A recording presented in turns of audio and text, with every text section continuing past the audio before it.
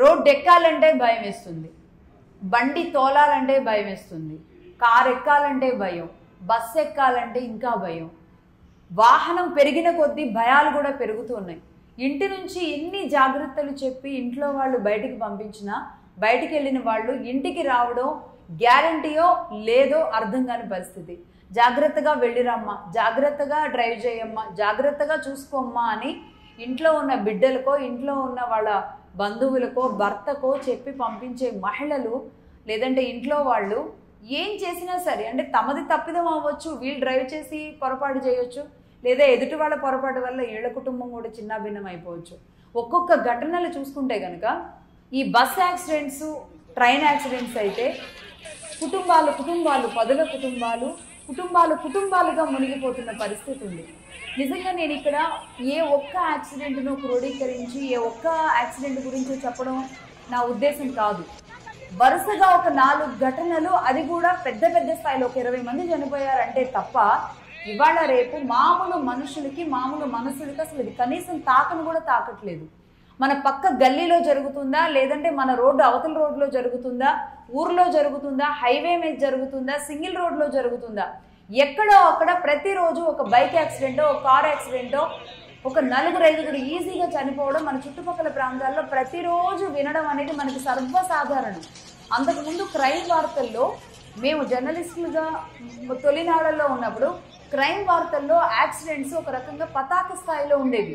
ఒక యాక్సిడెంట్ని ఒక 2 చనిపోయారు అన్న వార్త ఆ జిల్లా ఎడిషన్లోనో ఆ జిల్లా పేపర్లోనో లేదంటే ఎలక్ట్రానిక్ మీడియాలోని జిల్లా వార్తల్లో కూడా ప్రధానాంశంగా ఉండేది. కానీ ఈరోజు ఒక 2 చనిపోయారంటే ఒక 4 చనిపోయారంటే కూడా నిజంగా ఆ కుటుంబాలకి బాధ ఉంటుంది తప్పితే ఎవరు చనిపోయారో అది పెద్దగా ఎవరిని పట్టించుకోవట్లేదు. అంటే కారణం ఏంటి, ఎక్కడి నుంచి మనం ఆలోచించాలని చెప్పడానికి నేను ఇదంతా చెప్తున్నాను. 4-5 చనిపోవడం అనేది సర్వసాధారణంగా అయిపోయింది. ఒక 20 మంది చనిపోయినప్పుడు మాత్రమే మనం ఆ వార్తని కాస్త ఏం జరిగిందా అని తిరగేస్తాం. ఒక 50 మందికి జరిగిన పెద్ద యాక్సిడెంట్ అయితే కొంచెం తిరగేస్తాం, ఆ తర్వాత మళ్ళీ మర్చిపోతాం. నిజానికి భారతదేశంలో జరుగుతున్న ఘటనలు రోడ్ల వల్ల జరుగుతున్నాయా, పాలకుల నిర్లక్ష్యం వల్ల జరుగుతున్నాయా, ప్రభుత్వాల నిర్లక్ష్యం వల్ల జరుగుతున్నాయా, లేదంటే లీడర్లు, నాయకులు, కాంట్రాక్టర్లు, ప్రభుత్వంలో ఉన్న అధికారులు కక్కుర్తి వల్ల జరుగుతున్నాయా? వీటన్నింటి గురించి ఇప్పటికైనా సరే ఆలోచించాల్సిన అవసరం ఉంది. ఎంతమంది ఒక పెద్ద నాయకుడి పిల్లలు లేదంటే ఒక పెద్ద నాయకుడికి సంబంధించిన కుటుంబాలు, మన మంత్రి నారాయణ గారి కుమారుడు వాహన ప్రమాదంలో చనిపోయారు. ఆ కుటుంబానికి ఈ రోజుకి కూడా అది బాధే. అలాగే నారాయణ గారి సొంత చెల్లెలు పడవ ప్రమాదంలో, సిపిఐ నారాయణ గారి సొంత చెల్లెలు కుటుంబం పడవ ప్రమాదంలో మరణించింది. అలా చాలామంది మన నాయకుల పిల్లలు ఎంతోమంది ప్రాణాలు గాల్లో కలిసిపోయినాయి. కోట శ్రీనివాసరావు గారు కావచ్చు, బాబు మోహన్ గారు కావచ్చు, వీళ్ళ పిల్లల ప్రమాదాలు కూడా ఇదే విధంగా జరిగినాయి చాలామందివి. అలాగే జూనియర్ ఎన్టీఆర్ గారి తండ్రి హరికృష్ణ గారిది కావచ్చు. ఇలాంటివి జరిగినప్పుడు మనం ఆ రోజంతా వార్తలు క్యారీ చేస్తాం. లేదు అంటే ఒక 20 మంది చనిపోయినప్పుడు 30 మంది పెద్ద ఫిగర్ కనిపిస్తే మనం క్యారీ చేస్తాం. కానీ ఎవరు ఎలా ఎలర్ట్ చేయాలి, ప్రతిరోజు ఒక స్లోగన్ లాగా ఇవ్వాలా, జాగ్రత్తగా నడపండి అని, లేదంటే జాగ్రత్తగా నడిపేలాగా చేయండి అని ప్రభుత్వాలని కొరడా పట్టుకొని వెంటబడాలా? ఇది మా తప్ప, మీడియా ఛానల్స్ తప్ప, ఇన్నాళ్ల పాటు ఈ మధ్య కాలంలో ప్రతి ఇన్సిడెంట్ని కూడా లైట్గా తీసుకోవడం, ప్రతిసారి అలర్ట్ చేయకపోవడం ఇటు మీడియా సైడ్ నుంచి జరుగుతున్న తప్ప, అధికారులు పాలకుల నిర్లక్ష్యం ఇంకాస్త పెరగడానికి ఇదేమన్నా ఆజ్యం పోసిందా ఏమో తెలియదు. కానీ భారతదేశంలో ప్రస్తుతానికి సంవత్సరానికి దాదాపుగా 10 లక్షల యాక్సిడెంట్లు జరుగుతున్నాయి. అందులో లక్షల కుటుంబాలు నిరాశ్రయులు అవుతున్నారు. లక్షల కుటుంబాలు తమ బిడ్డలు, తమ తల్లిదండ్రులని యాక్సిడెంట్లో పోగొట్టుకుంటున్నారు. చాలామంది పిల్లల్ని తల్లిదండ్రులు పోగొట్టుకుంటున్నారు కేవలం యాక్సిడెంట్స్ వల్లే. ఇంకేదో ఒకవైపు మనం కరోనా వస్తే భయపడిపోయాం. కరోనా కంటే డేంజర్ బెల్స్ లాగా ఈరోజు ప్రాణాలు కోల్పోతుంటే యాక్సిడెంట్ల ద్వారా మనం పట్టించుకోం. ఆర్టీఏ అధికారులు, ఆర్టీఏ ఆఫీస్లో పని జరగాలంటే పైసలు ఇస్తే చాలు, డబ్బుల పని అయిపోతుంది. ఎవరు తిరుగుతారు 4 సార్లు? గవర్నమెంట్ ఆఫీసుల ఆధ్వర్యంలో నడిచే ఆర్టీఏ ఆఫీసుల్లో ఒక క్యూలో నించోడానికి నాకు నిర్లక్ష్యం, నాకు బద్ధకం పని చేసుకోవడానికి. డబ్బులు ఇచ్చేస్తే అన్ని పేపర్లు ఈజీగా వచ్చేస్తాయి. డ్రైవర్ ఫిట్నెస్ వస్తుంది, లైసెన్స్ వస్తుంది, వెహికల్ ఫిట్నెస్ వస్తుంది, అన్నీ జరుగుతుంది.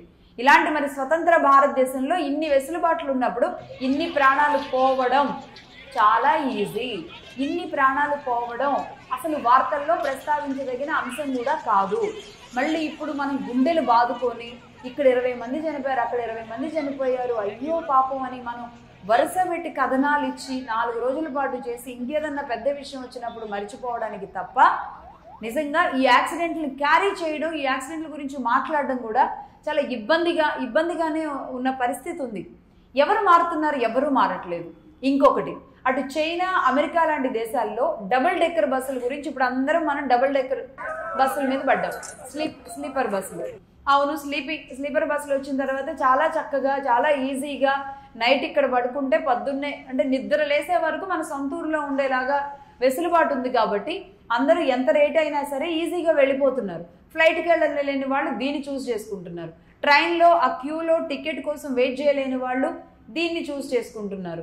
ఏ అమీర్పేటలోనో ఏ లడ్డీ కపుల్లోనో అక్కడ బస్సు ఎక్కితే ఈజీగా వెళ్ళిపోతారు. ఇది హైదరాబాద్ టు విజయవాడ కావచ్చు, ఇంకే ప్రాంతం కావచ్చు. సో దీంతో ఎలా ఇబ్బడి ముబ్బడిగా వచ్చినాయి. ఆ బస్సుల డ్రైవర్ల వయసు ఎంత ఉంటుంది? బక్క చిక్కి తిండి కూడా సరిగ్గా తిననట్టు కనబడుతుంటారు కొంతమంది డ్రైవర్లు. కండక్టర్ల నిర్లక్ష్యం, వాళ్ళ అరుపులు, అసలు వాళ్ళు ఏం చదువుకున్నారు, వాళ్ళు డ్రైవింగ్ నేర్చుకున్నారా లేదా, వాళ్ళకి లైసెన్స్ ఉందా లేదా అని ప్రతి ప్రయాణికుడు అడగగలడా? ఆ ట్రావెల్స్ మీద నమ్మకంతో ఎక్కి కూర్చుంటారు, ఎక్కి పడుకుంటారు. చంటి పిల్లల్ని, నెలల పిల్లల్ని, రోజుల పిల్లల్ని ధైర్యంగా తీసుకొని వెళ్ళి పడుకుంటారు. కానీ ఎటు నుంచి మంటలు వ్యాపించి మమ్మల్ని నిట్టు నిలువులా కాల్చేస్తాయో, ఏ యాక్సిడెంట్ జరిగి కనీసం మేము మా బాడీలు, మా తలలు, మా కాళ్ళు ఎక్కడున్నాయో చూసుకోవడానికి కూడా లేకుండా మా కుటుంబాలు DNA టెస్టులు చేసి మమ్మల్ని గుర్తించేలాంటి పరిస్థితి అవుతుందని ఎవరైనా ఊహిస్తారా? బస్సు ఎక్కే మొదటి మెట్టు కాలు బస్సులో పెట్టేటప్పుడు మా బాడీలు చల్లా చెదరయ్యి మా కుటుంబానికి దక్కుతాయి అని ఎవరైనా ఒకసారి ఆలోచించండి. వెన్నులో వణుకొస్తుంది. ఒక్కసారి ప్రతి ఒక్కళ్ళు కారు ఎక్కేటప్పుడు ఆలోచించండి. నేను వెళ్ళేటప్పుడు వెనక నుంచి కంట్రోల్ చేయలేని డ్రైవర్ ఉన్న ఒక డబుల్ డెక్కర్ స్లీపర్ బస్ వచ్చి నా కారుని కంట్రోల్ చేయలేక, లేదంటే నా బిడ్డ, నా భార్య బండి మీద వెళుతుంటే ఆ బండి ఆ స్లీపర్ బస్సు ముందు వెళుతుంటే కంట్రోల్ చేయలేక దాన్ని గుద్దేస్తే వీళ్ళ తలలు పగిలిపోయో, బాడీ ఛిద్రవద్రం అయిపోయో చనిపోతారు అని ఒక్కళ్ళు ఊహించండి. వెన్నులో వణుకొస్తుంది మీ వాళ్ళకి ఏదన్నా జరుగుద్ది అని అంటే. ప్రతి చోట నిర్లక్ష్యం, ప్రతి ఇంటిలో నిర్లక్ష్యం, ప్రతి మనిషిలో నిర్లక్ష్యం, హడావుడి లైఫ్లు, ఉద్యోగాలు, హర్రీబర్రీల వల్ల జరుగుతున్న యాక్సిడెంట్లు. నిర్లక్ష్యం, కేవలం నిర్లక్ష్యం. అది డ్రైవర్కి నిద్రలేమా, డ్రైవర్కి ఫిట్నెస్ లేదా, డ్రైవర్కి ఇదా, అవి పెద్ద ఎత్తున. చిన్న స్థాయిలో జరుగుతున్నదంతా కూడా ఇది. అంటే ఈరోజు ఒక ప్రభుత్వాలని, కాంట్రాక్టర్లని, అధికారుల్ని మాత్రమే నిందించి తప్పు లేదండి. అది తప్పు అని చెప్తున్నాను. వాళ్ళని నిందించడం మాత్రమే కాదు, మనం ఏం చేస్తున్నాం, మన బాధ్యతగా మనం ఏం చేస్తున్నాం. స్పీడ్గా వెళ్ళే వెహికల్ గురించి ఒక ఫోటో తీసి మనం ఎక్కడైనా పెడుతున్నామో ఇతను స్పీడ్గా వెళ్తున్నాడు అని పెట్టాం. చిన్న చిన్న రోడ్లలో హైఫై వెహికల్స్, ఇదే జూబ్లీహిల్స్లో ఉన్న గల్లీ రోడ్లలో కూడా కోట్ల రూపాయల వాల్యూ చేసే వెహికల్స్ని, బ్రాండెడ్ కారుల్ని తీసుకొచ్చి ఇక్కడ ఒక సౌండ్ చేస్తూ తిప్పుతూ ఉంటారు పెద్దల కుటుంబాల పిల్లలు. ఆ సౌండ్ వింటే ఆ గుండెల్లో దడముడుతూ ఉంటుంది అటువైపుగా వెళ్ళే వాళ్ళకి. కానీ వాళ్ళకి ఆ కిక్ కావాలి. డ్రైవింగ్ అంటే ఒక కిక్గా మారిపోయింది. ఎన్ని కుటుంబాలు ఛిద్రమవుతున్నా, ఎన్ని జీవితాలు నాశనం అవుతున్నా డ్రైవింగ్ విషయంలో బాధ్యత లేనితనం ఎక్కువైపోయింది. కాబట్టి మారాల్సింది. ఈరోజు స్లీపర్ బస్సులు సైజులు, స్లీపర్ బస్సులు ఇలా ఉండాలి, యాక్చువల్లీ దాని సీటింగ్ ఇలా ఉండాలి, దాని బస్సు హైట్ ఇలా ఉండాలి, దాని కెపాసిటీ ఇలా ఉండాలి అని ఈరోజు మనం మాట్లాడుకుంటే సరిపోదు. ఇది కేవలం ఇంత ఉండాలని చెప్పడానికి మాత్రమే సరిపోతుంది కానీ ఇంకా దేనికి సరిపోదు. ప్రభుత్వాలకు తెలియక కాదు, ఆర్టీ అధికారులకి తెలియక కాదు, డ్రైవర్లకి తెలియక కాదు, ఈ ట్రావెల్స్ నడుపుతున్న యాజమాన్యాలకి తెలియక కాదు, అందరికీ అన్నీ తెలుసు. అయినప్పటికీ కూడా తప్పు జరుగుతుంది.